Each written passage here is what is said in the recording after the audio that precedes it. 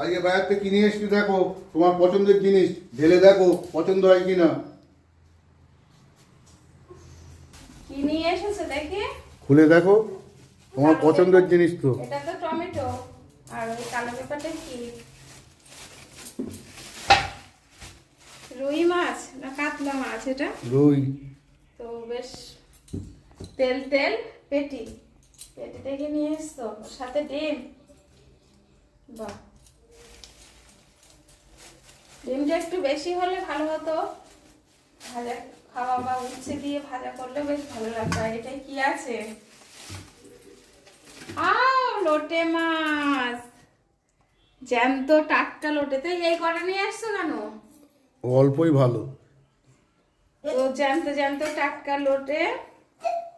তো এটা বেগুন দিয়ে কষা করবো, অল্প আছে যেহেতু সেই জন্য বেগুন দিয়ে করবো।